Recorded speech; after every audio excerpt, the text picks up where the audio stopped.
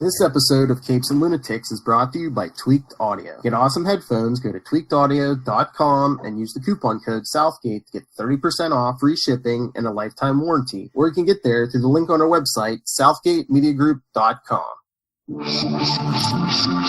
Hello and welcome to part 2 of our Avengers Endgame review. No, Bazinga, just kidding. It's our Big Bang finale coverage. I am Phil. Joining me as always is not a real professor, but he plays one on YouTube. I'm sorry, I'm a real professor because I profess things, so that makes me Charlie the Professor Esser. Here in Newark, New Jersey, go Scarlet Knights. And she who could drink penny under the table is... Hey y'all, it's Lola. What's up? Can you drive me home? I don't know. I'll keep saying change. You're already home, so no one needs to try. No, I know. Call back to the show, Charlie Esser. Weren't you I know it's a callback to the show, but like Amy Farrah Fowler misconstruing Penny's points, it's, Amy's little virginal threesome fantasy ain't happening. Okay? Sister That's all we can say. She's not I know. She's not a virgin. She's had sex this many times. She's like, it's like, nah. She's bad as Wallowitz, just to be honest. She's the male Wallowitz. Who, Amy? To be honest, they all are. I mean, honestly, let's be clear. Sheldon is spoilers as an asexual. I'm not. I mean, he's not really asexual at this point, but Sheldon is the least creepy, and Leonard is the next least creepy. Among the creepy people. Penny, I don't think has ever really been creepy. I think she's always just been like, okay, I'm the lady everyone wants to have sex with, but okay, thank you. I'm here in the show too. Are you a Married with Children aficionado? Who? I watched it. So Sheldon and Penny's relationship is a lot like Bud and Kelly's, where sure she was kind of slutty, but the things that Bud said made it seem even worse. So that's Penny and Sheldon's relationship. Yes, but I don't think for the longest time Sheldon really didn't understand a lot of what goes with coitus. Bud Bundy knew what was going on there. It's his sister, and he had to exaggerate. Is the point that I'm making? Yes. What I always felt about Penny and Sheldon is that they were both people who always felt separated from the rest of the world. Penny by her beauty and Sheldon by his intellect. Both sort of felt like both felt superior and were honored by the world for their superiority, but also felt unattached to that, which is why they both felt this commonality between them. And, spoilers for the very last scene, I feel that was this connection that we get and you're waiting for Sheldon as he's introducing his friends to call out who isn't a doctor, who isn't at his level, but he doesn't with Penny. He actually introduces Leonard and Penny together, as you should. Penny Hofstetter, and we never learn her maiden name. No, why can't you? I know. Well, but they fixed the elevator, so it's like, Well, exactly. The elevator is working again, as it should be. Honestly, they got landlords. That's my headcanon. Only took 12 years. Yeah. Well, to be fair, okay, so let me just give you a little bit of, this is in a very high market area. People who have an apartment in this area don't want to cause trouble. So even though honestly, what I have to say, here's what I'll say to you. Everyone in the building knows who destroyed the elevator, which explains why you never meet any of their other neighbors, because they all know that these two idiots destroyed the elevator. You could drop they might drop another rocket on them. No, it's not even that. It's that no one wants to talk to them because they don't want to socialize with them. They all have to live in this situation because the housing economy is so tight, no one can give up their apartment. And no one wants to complain about it. because if you complain about it, you might lose your apartment. It is your basic capitalistic oppression of the working class wet dream, except of the middle class. There's no one in that building late stage capitalism. You're welcome. Yeah, well, it was a good run.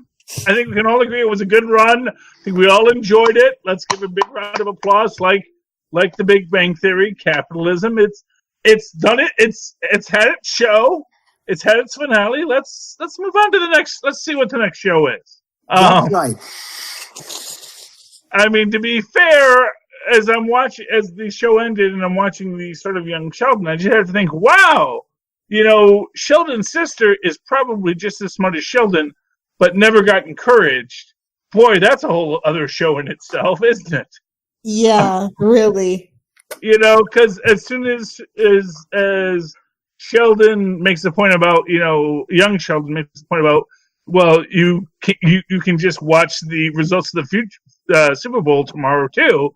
It's like, and it's just he's got you there. It's like, it's like, yeah, he does have you there because, his sister can follow his logic. His sister can follow his things. She's just not crippled. All three of the kids have different kinds of intelligences, and that's why they excel in three different areas in life. So, well, exactly. And actually, I think what it really is that Sheldon, in his own way, he's the needy baby, greedy baby. Yes. Well, yes, he is the needy baby, greedy baby.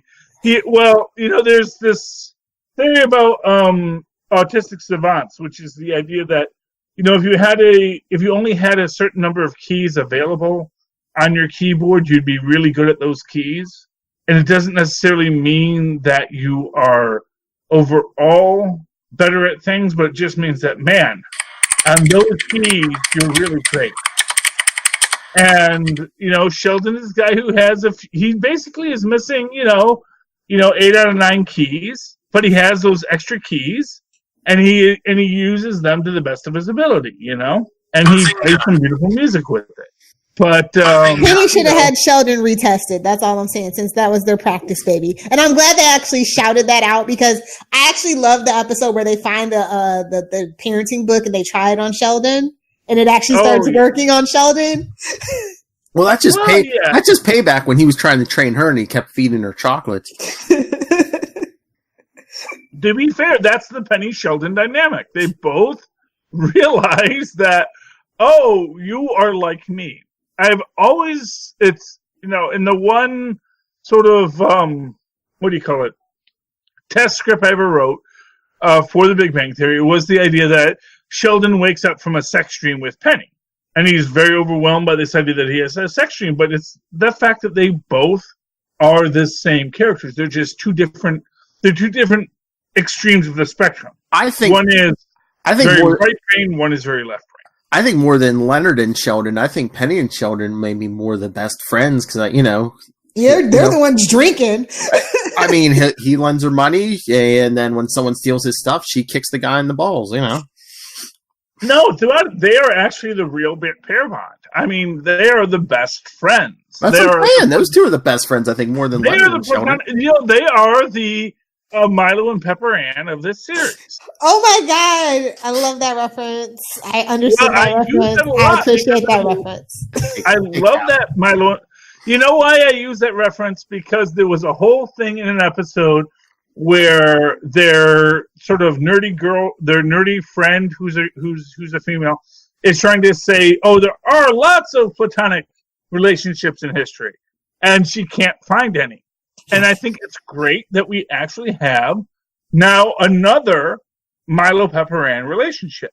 At the end of that episode, she says you are a classic relationship like Milo and Pepper Ann, to basically say this relationship exists. Although I want to take a moment today to say it is not the first Milo Pepper Ann relationship. The first Milo Pepper Ann relationship is actually Dobie Gillis and Zelda Gilroy. Although, and people will call me on this, if you want to go non-canonical in Bring Me the Head of Dobie Gillis, they are married. But from the first introduction in episode 3 of The Many Loves of Dobie Gillis, where Zelda is basically bemoaning the fact that they will wind up together because of propinquity. and they are doomed to be a couple, you know. But prior to that moment, all throughout it, it's always this, they're the actual first will they, won't they, and we never got a will they, won't they with them, which was appropriate because they should never have, primarily because Zelda was gay. Which you couldn't say in the 50s, but come the 60s, it all came out and she ran for city council. Yay, Zelda Gilroy. I'm a bombastic fellow. I'm going to my big nerd thing here. But, you know, that here's what I want to say is that platonic relationship is at its core. The fact that a platonic relationship can be as deep as any sexual relationship is the core of the Big Bang Theory. Whether it is Sheldon and Leonard, Sheldon and Penny, Howard and Raj. Penny and Bernadette showering together, yes. Well, you know, Penny and Bernadette are actually a non-sexual couple. It's now, just like Raj and Howard. Yeah, I mean, if you I don't know about that. Didn't Raj and Howard have a threesome with some girl at Comic-Con? I think they were just sword fighting each other personally. They don't want to admit it, but that's just I don't know. That was a joke from the original pilot. Lightsaber. That joke came back up about the threesome at Comic-Con. That joke came up after the pilot, so that's what I was like. No, the original pilot. No, that original pilot is god awful. Oh, it's not so that bad. Girl sucked out loud. Like they did not have the right dynamics for that. I'm not saying they had the right dynamics. I'm saying it's a funny show. You can watch it and appreciate it as a funny show, just in and of itself. It focused much more on college kids and drinking than on the larger idea of adults trying to build relationships. Yeah. You know, I mean, I'm glad that got retooled. That's all that I'm saying. Well, it certainly did. And I have no qualms with it. I like what came out of it at the end. But I always feel bad for the original Penny who kind of got left behind.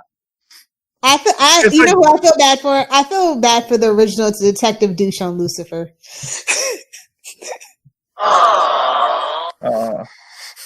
Yeah. See, to me, if you got on this show, I don't feel as bad for you because you at least had an existence. Now you're making $1 million. Funny from Gilligan's Island. That's who I feel bad for. Yeah, you got to go see the unreleased pilots, Philip. You got to pick up on this stuff. But what about Pete Best? Well, you know, I feel bad for Pete Best too. Yeah. Okay, so since we're doing Dead Pilots, the Michael Richards show, that pilot. I've never seen that. It's on YouTube. You should watch it. Somebody gave the word to kill that, and we know what word that was. Oh, that was long before that, though. Was it? Yeah. Well, it was like right after Seinfeld. Yeah, not for nothing. Michael Richards is a character actor. Yeah, but was he? He was great as Stanley Spadowski. I'm never going to argue that point. He was a fantastic Stanley Spadowski. But I think Kramer was just too well because now everyone just typecast him after that as Kramer, you know? Well, yeah. I mean, you know, it's funny.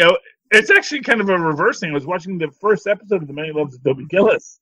And, you know, Bob Denver's on there as Maynard G. Krebs, but he's talking in his regular voice. He's like deep, and he's like, hey, man, this is the thing about jazz and hip-hop, and, you know.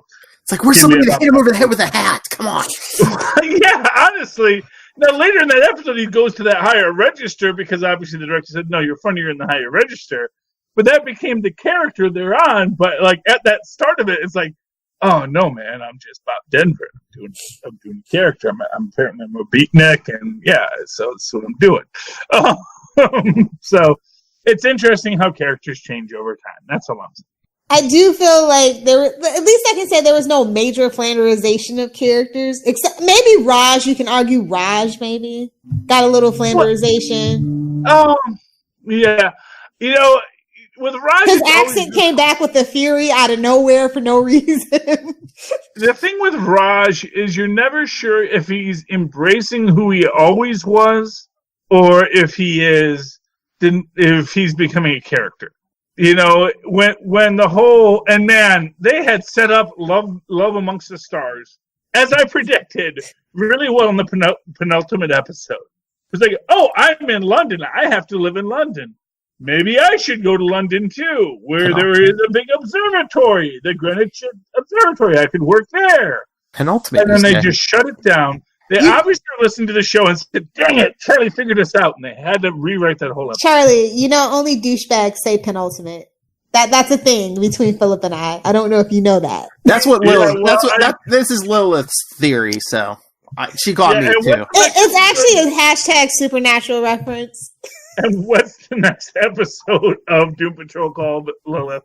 Yeah, Lilith. Exactly. Doom Patrol makes no bones about being a group of douchebags. They love it. I promise you. In the last episode or before, they will both have Ambush Bug and reference Van Wayne. Just my predictions. Mark my words on Doom Patrol.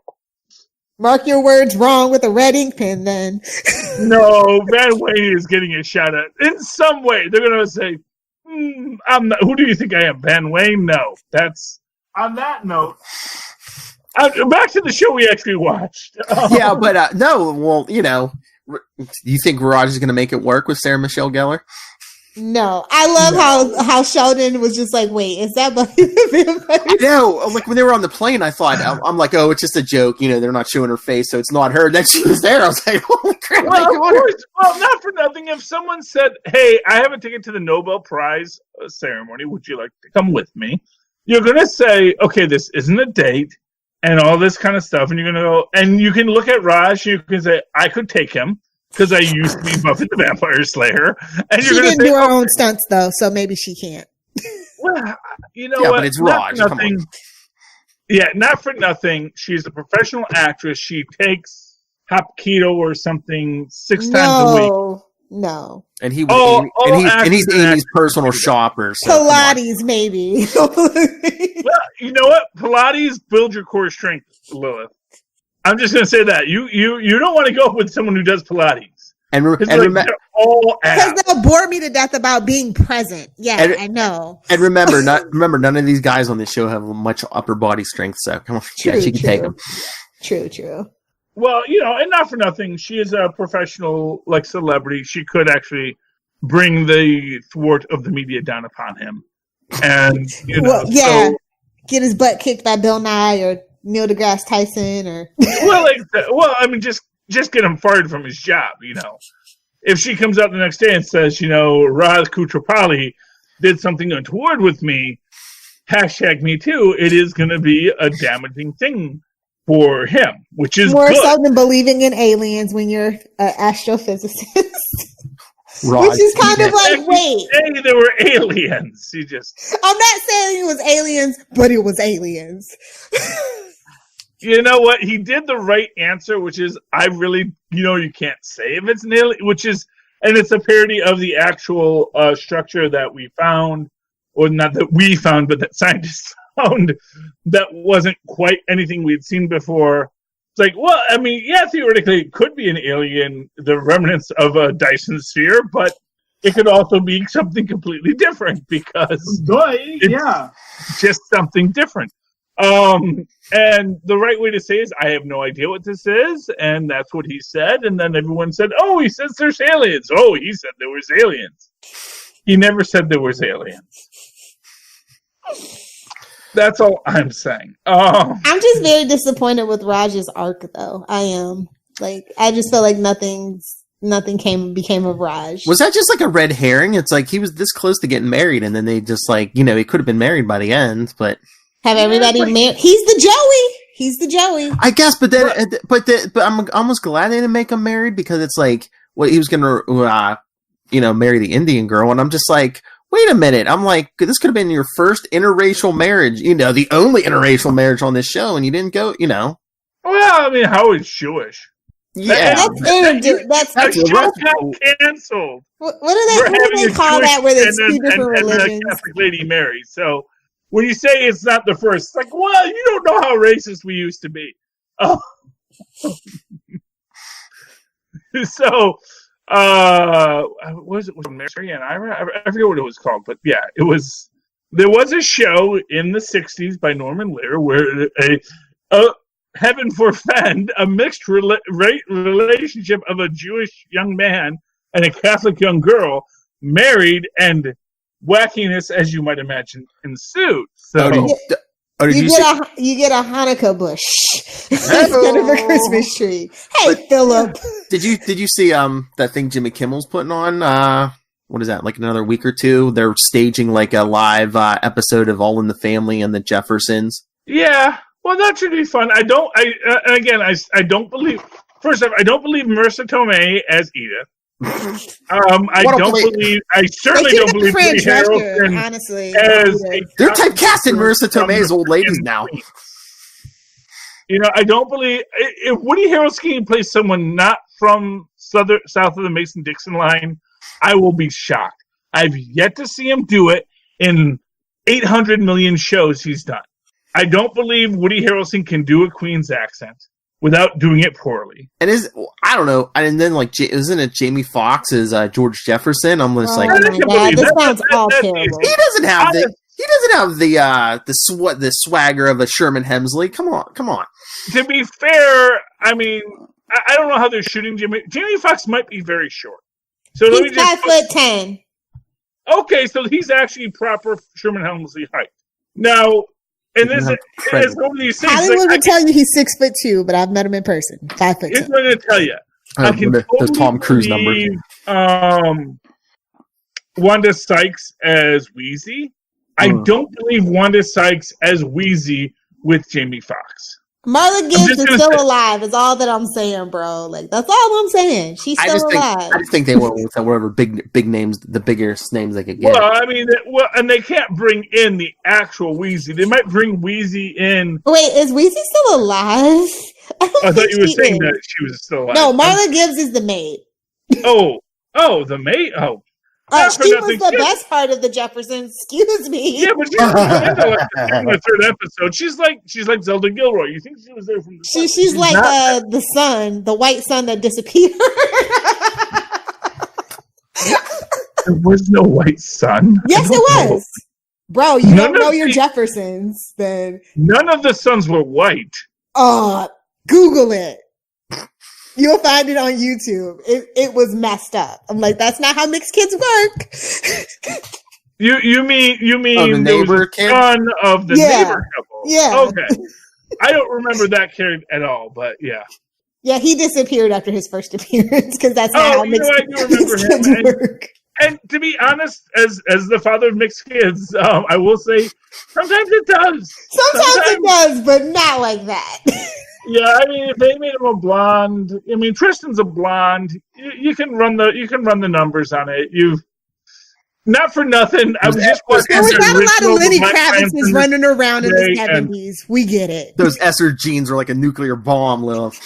Well, no, I was actually because I really liked Spike Lee's The Black KKK Klansman. Yeah. And I watched the original The Black Klansman, which was originally titled I Crossed the Color Line. Because it was like meant to be an intellectual film, as a lot of grindhouse films used to be.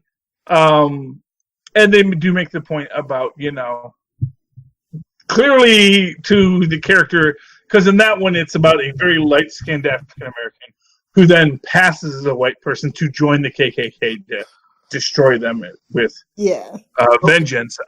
But they do make the point that clearly there's been some mixing in your life.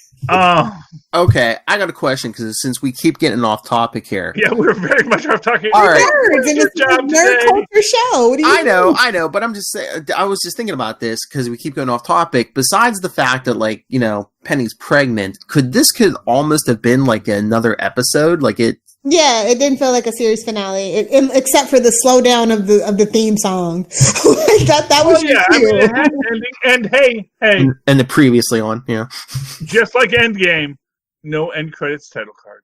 True. And just like Sheldon, the Avengers Endgame trailer did get me excited.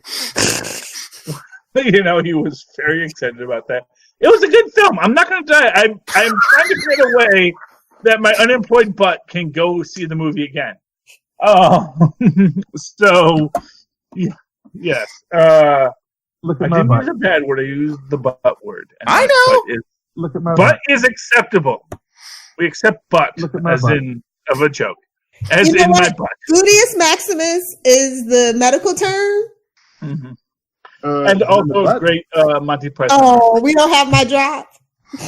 What? Dong is a medical term. Oh. I got naked. I showed my dong. Oh, not that one. No. You know what, Lilith? You have to if you're going to do a random drop. He has a keyboard with 800 characters on it. It should only be like 3 or 4 tag dong. I only got one dong. I got naked. I showed my dong. I think I created my own drop. So now we know Philip is not the pasta man. He only has one dong. There's my drop. Okay. I'm sorry. You may have to edit that out later, Rob. Did it have to be an hour? What? I feel like it didn't have to be an hour. I feel like they didn't actually have a story to tell. To put it to you really simply, it wasn't an hour. Just for advertisers. Yeah, no, there's 2 half-hour episodes. Which comes down to 45 minutes or something. They even put the to be continued. Because they don't want to have to re-edit this when they send it to... Yeah, I was going to say syndication, yeah. Although, for what it's worth, why are they even bothering with syndication since... Because it's already in syndication? Yeah, it's already in syndication. Well, no, because it's already on CBS On Demand. It's already been on PBS into perpetuity, as far as I understand. It's going to be like Seinfeld. Yeah. It's going to be everywhere. Well, but the thing is that CBS On Demand is actually beating Netflix at the moment.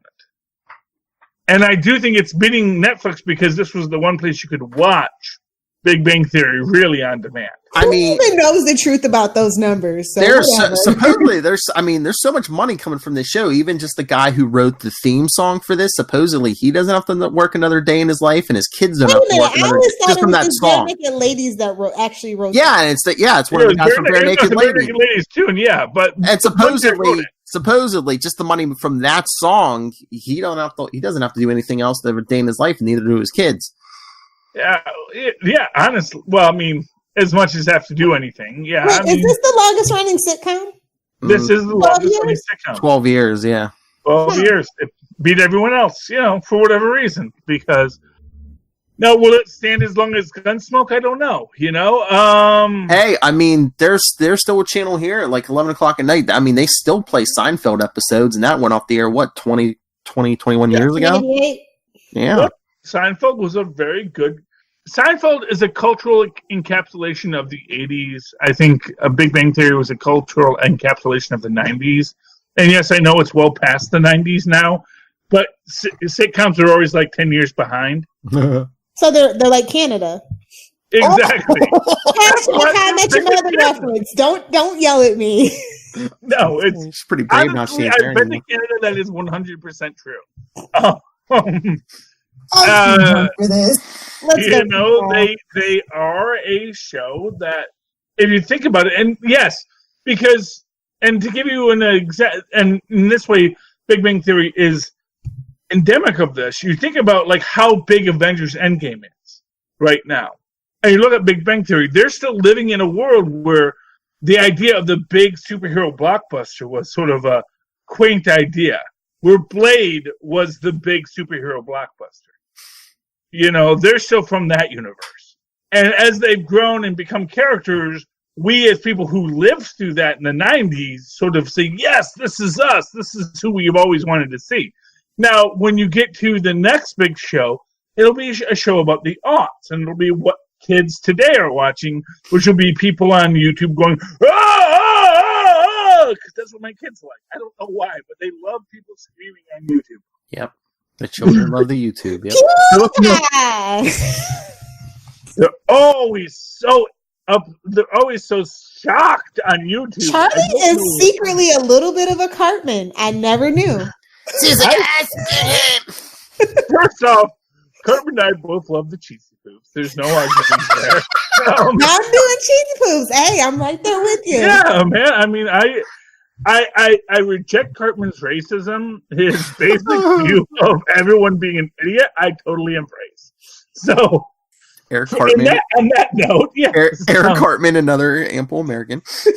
He is another ample American. On that note, But yeah, I can't believe nothing happened. It was so weird. As I said, except for like the pregnancy and Yeah, I felt bad. It's like Penny didn't want to be married and she didn't want a baby. Now look at her. Well, because not for nothing, Lilith, that's kind of how it happens. I mean, not to be super rude about it. Look, I'm just going to be honest from my 1980s perspective.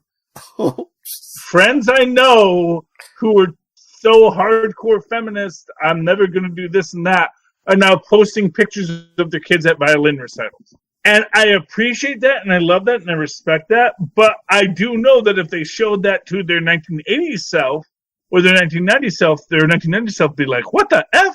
Sort of like Orville. Because you kind of grow up and you live a life and you see things like, oh, okay, what I didn't want isn't necessarily a bad thing. It doesn't mean that she ever really. For everybody else, I'm just saying. Well, you know what it is nobody gets what you want, except for Leonard. Leonard's got like the most charmed life of anyone in the universe. Hey, he called his shot 12 years ago. Yeah, he's like, he Bruced it. He's like, yeah, our kids will be smart and pretty. It's the George conundrum all over again. 90 that this is the amount of the George's brain he dedicates to finding women. This is what he dedicates to everything else. When he no longer has to worry about women, everything else becomes available. Leonard is the reverse of that. It's like, okay, I'm not going to focus on. I'm already an established scientist. I don't have to worry about that. Let me turn all of my brain power to how do I get a lady. Oh, I thought you were going to say now that he has Penny, he could have won the Nobel because now his mind's going to work towards science. He might. Honestly, that is the most doesn't have to worry about finding a woman. This series and this episode, nobody in their 30s or 40s wins a Nobel Prize. This is like really a Nobel Prize in physics at this age. Well, to be fair, he's been a professor since he's like, what, 12 or 15 or whatever. Yeah, he graduated college at 15 or something, yeah. The Nobel Prize is given in a very narrow window. You have to have enough, basically asymmetry. Well, that's the thing. It's like the only difference. Albert Einstein is the exception. Albert Einstein is a guy who posited something so revolutionary that he got it when he was still like in his 20s. When he was still in the bar, it's like, what? I want a Nobel freaking Prize? What the heck? And they sort of are using that as the model here, that Sheldon is another Albert Einstein. Yes. I don't know if they've established that. That's all I'm going to say on that concept. He figured out the super connectivity of the universe. Yes. Well, actually, technically, the super non-connectivity.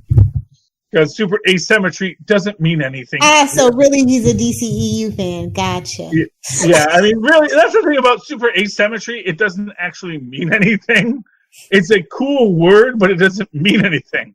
Quantum tentacles? Yeah, it is basically quantum tentacles.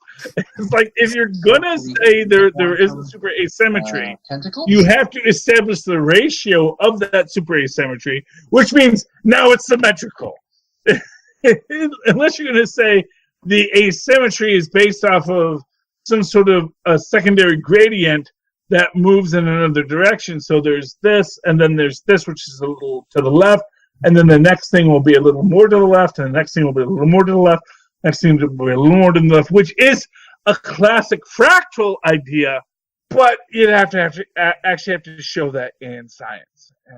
Right. I'm just going to be real. Oh, I get it. Thank you. I hate the Nobel Prize subplot. I hated it, especially with Sean Astin and Cal Penn. Like I hated it. That took up way too much time of the last season. I'm sorry. That was just Robin's wedding all over again. Well, they guess they wanted to give Sheldon and Amy something. Leonard and Penny are pregnant, and And we didn't get to hear Michael's first words. Stuart got his rib cracked. Did he end up with Denise? Like, what's going on? I do think Stuart and Denise is gonna be the spinoff. Boo! I want my that's what everyone else said too, Lola. But it was a thing. The only people who got screen time this episode are the people who are main characters. And for those who don't remember, Stuart got made a main character. Stuart got made a main character. He got demoted. I'm sorry? He was a main character, but then he got demoted. He got demoted. When did he get demoted? I didn't hear that. Okay. Well, he was the last, like, sure, when they were negotiating contracts. He is Stewart. Yeah, Stewart is. But Stewart is the only Then Stewart is the only non-main character who got lines this episode. Yeah. So I do think that maybe. Well, no, Kripke made the prank call in the beginning. Yeah, Kripke did make the prank call. Although Kripke has his own show on Speechless. And honestly, I got to say, Speechless is an amazing show. It's really a lot of fun. You should all be watching it. And Kripke does not have an Overford accent. Well, you thought that was his real voice? Part of me did, yes. Part of me really thought, they're not going to make a guy do that if it's not his real voice. And like, no, they did. Like you said, this show is stuck in the 90s. So in the 90s, that was acceptable. As I said, that's why it's like, Seinfeld is the 80s. This is the 90s, When you get to the show of the aughts, which we should be getting soon. We should be getting an aughts show soon that says this is what everyone was like in the aughts. We were all about podcasts and the $1 million you could make there. Major networks. You want a you want a sitcom, a sitcom about a podcast? Call us. Yeah, I think there's potential here. To be honest with you, did you see everyone setting up in the in the beginning? See Charlie Esser sitting down in the podcast with no pants on, with his apple juice. I'm sorry. Is there a dress code on this podcast? I thought we were wearing t-shirts. No, I'm talking about funny stuff for the sitcom. Yeah, I know, Philip. For the Patreon, you mean? What? You can't be thinking about funny stuff for the sitcom. The funny stuff in the sitcom just has to be there. That's what makes it a show about nothing. We're signed for. Oh, we're Master of None 2.0. Every show is a show about nothing. The 2000s version of Seinfeld. That was the brilliance of Seinfeld. Is it just exposed a lot of every show is about nothing. Nothing really matters. Everything follows a thing, and we're gonna have some wackiness, and that's the show. Serenity Now. Serenity Now. Is that a thing? Is that something? No. Well, I mean, Hoochie Mama. Gewalt. It is what it is. It's not festive time. You want to? Here's one of these things. Here's the thing about this episode, this show, this last 2 episodes. They are not disappointing in any conceivable way. But they're not making you go, oh my gosh, I can't believe they did X, Y, and Z. But it's just like, besides Leonard and Penny have the baby, life's going to go back to the way the normal. I mean, no one moved away, Yeah. Life goes on. That's the point. They'll have a reunion show in 10 years. It's the Sopranos all over again. You know what? No, it is not. No, I'm going to go there. Black. Yeah, exactly. Well, that was the thing. It's not ambiguous. The thing about the first episode of that season of The Sopranos was Sopranos home movies. At the very first scene, you just have them watching their old home movies and little Tony's dancing, and then it just flips off because they ran out of film. And that was the point. The end of The Sopranos isn't that it's the end of the story, it's that they ran out of film. That's how much film HBO gave them. That's how much they shot. I heard they're cheap. Yeah, Tony's heart and brain stopped. They literally ran out of film. Yeah, they ran out of film, and that's the story. You heard it here first. And that's the story of Big Bang 2, is that they ran out of film. And when you're waiting for it, well, what's the big change that we're going to end this series on? Life doesn't have big changes. Not for nothing. Well, no, it's constant change. I think yeah. Well, it's not even that it's constant change. It's that it's constantly changing in a gradual way. So when you say, Penny never wanted to be a wife, Penny never wanted to have kids, and now she's a wife and she's going to have a kid. But none of that does not feel organic. Because life is like, well, we wandered through life, and this is what we got. I mean, Penny thought she was going to be an actress in the beginning. Well, exactly. So did I. Although, to be fair, I do have a film under my belt. Although she actually has 2. Yeah, I was going to say. Serial Apist. And Serial Apist, too. So, my hat's off to the character of Penny for having time to get the sequel to the movie. It sounds I like have been pitching that to my director for so long. I may have to direct it and write it myself. Cyril Apis. It sounds like something Charlie Esser would star in. I would. Honestly, I'm going to tell you 1,000 times they stole that original scene from the first Cyril Apis from Keith Crocker and his original Bloody Ape film. So I 100% think that they are fans of Keith Crocker. Which means they watch the Charlie Esser. Maybe they know who I am. Look, I'm not so vain to think that I am the person that they're listening to. It's super connected. I'm not that vain, but I certainly think they have somewhere along the line came across Bloody Ape, which led them to Cyril Apis. You're so vain. You probably think this podcast is about you. I don't. It's actually literally what I'm saying right now, Phil. But, you know. I was making a joke. Humor. I know. Humor, but Sheldon. Humble brag. This is where you go, oh, okay. Well, first off, Phil, I did not hear a bazinga. So how could it be oh, you're the Sheldon, my friend. No bazinga? Okay. You're so vain. Bazinga. There we go. Thank you, Philip. Now I understand the context of the joke. How hard did your mother have you tested? Charlie, sorry, Charlie Esser. Soft kitty. We only had insurance for one test, so that's honestly. I will say, Warm Kitty, Soft Kitty is like definitely every time that it is like my favorite moments of the show. And when he sung it to Amy, I was like, oh. Yeah. It is the smelly cat of this show. It is something that will exist long beyond its existence. And honestly, I think this has much more staying power than Smelly Cat because it is literally something you sing to a small child who's sick. Oh yeah, we've done. So I think thousands upon thousands of children will be listening in Korean to So Kurila. Yes, I'm being racist right now. But they're going to have the translation of the song that every child of the next millennial generation will be taught this song. They will think, here's the thing, they're going to think this is some ancient folk song that has been passed on for hundreds of years, and they just won't know. And it's going to be this big deal when Ripley's Believe It or Not in 2082 says, actually, the song Soft Kitty originated in the early 2000s, written by the guys from The Big Bang Theory, by Chuck Lorre, who is a musician, so he probably wrote the song himself. So I'm just telling you now, that is the Ring Around the Rosies of the next century. Because, you know, everyone said, oh, it's from the Black. Actually, Ring Around the Rosies was written in like 1908. What'd you say, 2082?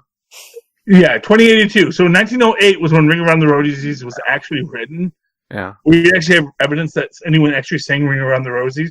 Has nothing to do with the Black Plague. It's completely a fabricated story. No, I was just going to say 2046?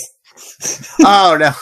I mean, maybe the Earth's not around in 2082, and so then my bad. But yes, if you I was going to say 2082 when I'm 104. I'm going to tell my great grandkids, yeah, I watched that show. Exactly, and not for nothing. But when you're 104 or 146, whatever, you're going to be sitting there like, I don't remember if that was an established song before then or not, because the brain dies because it's a feature, not a bug. To quote Lewis Black. Anyway, anything about the show you want to talk about? I don't know. I'm trying. I'm trying to do like all my favorite moments and. Yeah. I think Bernadette was my favorite character, though. Shut up, Philip. No, Bernadette was great. I mean, I love seeing Major Dad as her father. What? Major Dad. He's not her father. That's not Gerald McCraney. Gerald McCraney is Bernadette's father. You guys know the difference between Damien Dark and Gunther from Friends. How much you want to bet? How much you want to bet? I will bet you $1 billion right now that Gerald wait, did you say Amy or did you say Bernadette? Bernadette. Either one. Gerald McCraney is no one's father on this show. Gerald McCraney is 1,000% Bernadette's father. No, he's not. I will give you $1 billion right now if I had $1 billion. Oh yeah, that's a. Okay, I don't know. I'll give you $1. Philip. I'll give you $1. I will put $1 in an envelope tomorrow if Gerald McCraney is not Bernadette's father. Oh, instead of sending it to Rob Southgate, you're going to send it to me. No, he gets nickels. You get $1. This is an established contract. Gerald McCraney is definitely Bernadette's father. Trust me, I know my Gerald McCraney sighting. These are not things, unless I've fallen into the Bernstein Bear universe. Mandela affected. Well, he lives in the Gerald McCraney is 100,000% Bernadette's father, and he's looking it up now, and he's gonna send me $1. I expect that $1. Certified mail, Philip. Certified mail. It's not.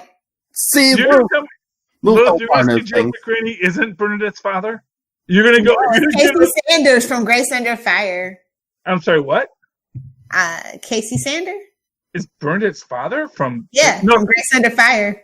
You're thinking of Penny's father, who actually that isn't who it is, and who's Penny's father either. Penny's father is one of the Carradines. I forget which one, but not the one that everyone knows. Yeah. He's right about Penny's father. Yeah, Penny's father is one of the Carradines. Yeah, Bernadette's father is Gerald McCraney. He is Simon from Simon and Simon. Come on, people! I can't be the only one who knows this. All right, Mike Rostenkowski is played by Casey Sanders. Yeah, thank you. What? That is not true. Casey Sanders, yeah. The internet does not lie, Charlie. Yes, sir. The internet lies all the time. I know. But...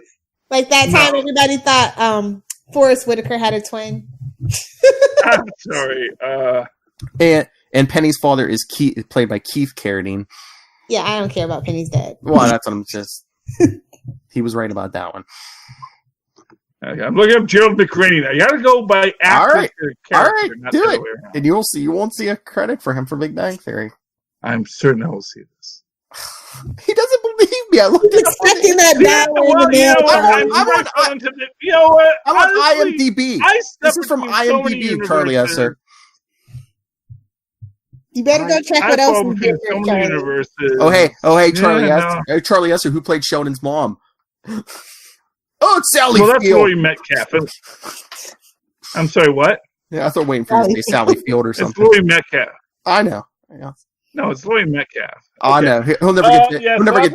I've split between universes again, so that's not Gerald McCraney in this universe. So that's fine. Somebody get Gerald McCraney on the phone. Cut that Apple piece off. Look, next is going to be arguing all the time. I understand. You see, that's the thing about the Mandela effect is people who are like all obsessed about the Mandela effect. It's like things that this is stuff that happens to you like once. It's like, dude, I'm like stepping into other lives of myself 1,000 times a day. Lilith, should we reveal to him who plays Will Wheaton? No. Okay. Will Wheaton plays Will Wheaton. I'm sure. No, you know what? I'm going to guarantee you next week, you're going to look it up again. It'll be Gerald McCraney. Remind me 1 week. I guarantee. Wait, this isn't Reddit. I was going to say we could do it Saturday for Capes. Yeah, I'm just saying the universe will shift back to where it's supposed to be, or where my universe was. You know, you snapped those stones, Thanos. I'm just saying that's how these things work, Philip. You know, you guys all think the universe is so solid and so real. It's like, no, it's pretty much changes constantly, and everything that was from the past is just a black ink remembering of what once was. Okay, Apple Juice, can you put Charlie Esser back behind the wheel? Thank you. So I've always been in charge here, Philip. Okay. Like secretly in the back of my head, I think the reason why they ended the show like this is like secretly they want to do another season. Just not right now. They want to come back Atlanta and have 2 or 3 years off. They would have kept this going forever if Jim Parsons didn't want to leave. Yeah, not for nothing. I don't think there was. They'll do it like the Connors. They'll just cut Sheldon and Amy off. They stay in Sweden. They move back. They move to Sweden. Yeah, that's a thing. Here's the thing for everyone in the show. That's always a possibility. The only one who is actually bound to Pasadena is Stewart. It's like literally Leonard, Sheldon, everyone else can move to the New York office, the London office. They can all move somewhere else. Honestly, I love a show about Stewart in his comic book shop. That is I a would compliment. love, honestly, yeah. Who wouldn't love to see Stewart and Gerald McRaney in a show? They'll recast him just for you, Charlie. Won't have to because Universal shifted back to Gerald McRaney being the father on that show. Not for nothing. I've looked it up in the past. It has been true in the past. It's just like I said. You guys don't understand this. This is stuff I deal with every day. Every day the universe shifts for me. It's not like they call when people are wrong but swear they're not. Mandela effect. Alcoholism. I'm just saying. I'm halfway waiting to wake up and find out I have daughters, not sons. Okay, it's just my life. You can pull a reverse Diggle. I'm just saying. Did Barry Allen mess up your timeline too, Charlie? You know what? Entirely possible. My mutant power is that I remember what the old timeline was. So I go, oh, okay, so this is my timeline now. So Toxin Gamer 13 used to be Trinity Esser.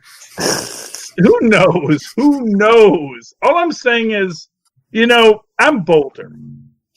And my canonical fan theory is that every time things happen to the universe, it was like, oh, new universe. Okay.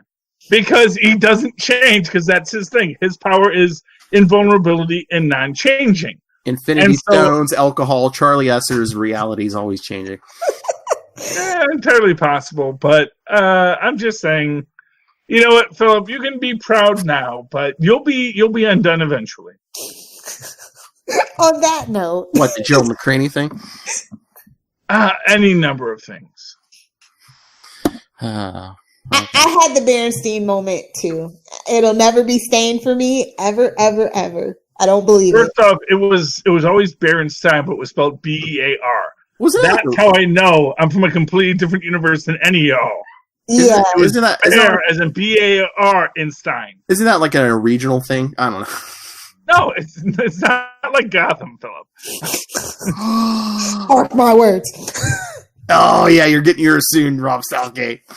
Did you see the Dropbox? Oh, I saw something went in there, but I didn't look. Oh, yeah.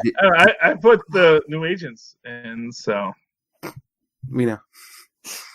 Little Hellfire cut. Oh, it's ready to go. Yeah. Nice. Okay. Oh, okay. So there we go.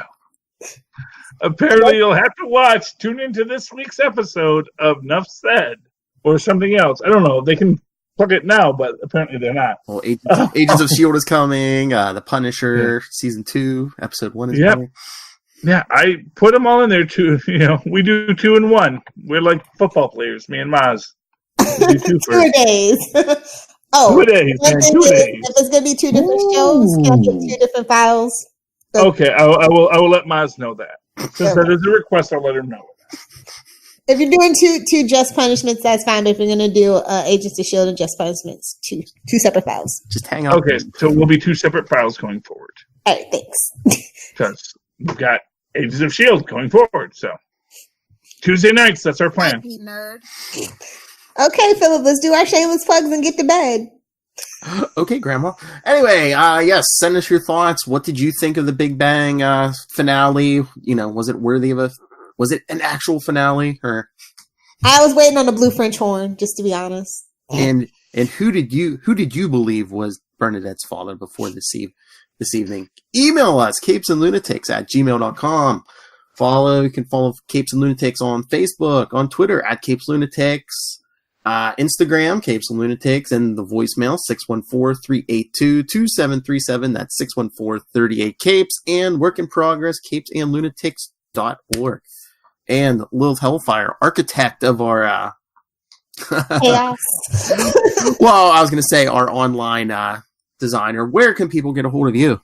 If you nerds want to fight me about Casey Sanders as well, you can @ me on Twitter @Lilith Hellfire, @LilithHellfire86 on Instagram, because 69 was taken. Duh. All right, and Charlie Esser. Well, it was right to me in the old-fashioned email way. If you remember the universe in which Gerald McRaney was the father of Bernadette on Big Bang Theory, please connect with me so we can find a way home. Write to me and that old-fashioned email way superconnectivityblog@gmail.com. That's superconnectivityblog, all one word, @gmail.com. Request follow me on the Twitter so I live tweet things Art on Thursday night at 9 when we have to do a podcast at Charlie Esser. That's CharlieEsser. Look for the 2 E's in the middle. For quality. Bing! There you go. All right. Oh, I needed a slowed down version of this song, just like in Big Bang Theory. No, because we're not going away. We're coming. Yeah, this ain't the final episode, Phil. No. The only way we're getting a final episode is when we're all dead. Yeah. 2082! I'm not dying. I'm putting my brain into a robot. So. Nice. You can keep it. Oh, my Lord. Oh, my Lord. Good plan. Oh, my Lord. Year 2099, it'll be cybernetic little hellfire with Luca and Tristan. Damn straight. It'll be like Doctor Who. Yeah, I'm shuffling off this mortal coil the first chance I get. I'm sorry. We know you're a Gen Xer. You're supposed to be dead already. We're supposed to be dead. You'll haunt us, Charlie Esser. Damn those Russians. They were supposed to drop the bomb already. Goodbye, good night, and bazinga.